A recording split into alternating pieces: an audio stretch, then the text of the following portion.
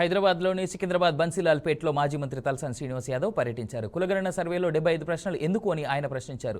Survey పేరుతో కాలయాపన చేస్తూ ప్రభుత్వం ప్రజలను మభ్యపెట్టే ప్రయత్నం చేస్తుందని విమర్శించారు. ఈ సర్వేను ప్రజలు వ్యతిరేకిస్తున్నారని ఆరోపించారు. సర్వే పూర్తి కాకుండా సర్పంచ్ ఎన్నికలపై ప్రకటన ఎలా చేస్తారని ప్రశ్నించారు.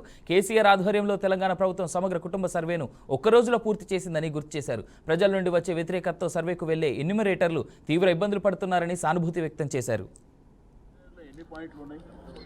ఆధార్ కార్డుతో వాళ్ళకేం అవసరం, నా ఇన్కమ్తో వాళ్ళకేం అవసరం, నువ్వు ఎక్కడ ఉద్యోగం చేస్తున్నావు, ఏం చేస్తున్నావు, గతంలో ఈ ప్రభుత్వం నుంచి ఏం బెనిఫిట్ పొందినావు, నీకు ఏమేమి ప్రాపర్టీస్ ఉన్నాయి, ఏమేమి బండ్లు ఉన్నాయి, అవన్నీ ఏం అవసరం అండి. కులగణన అనేది రెండే ఇష్యూస్.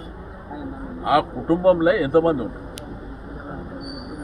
ఆ కుటుంబంలో ఎంతమంది ఉన్నారు, వాళ్ళ ఏజ్ ఏంది, వాళ్ళ క్వాలిఫికేషన్, వాళ్ళు చదువుకున్న ఎడ్యుకేషన్ ఏంది, అదొక కాలం.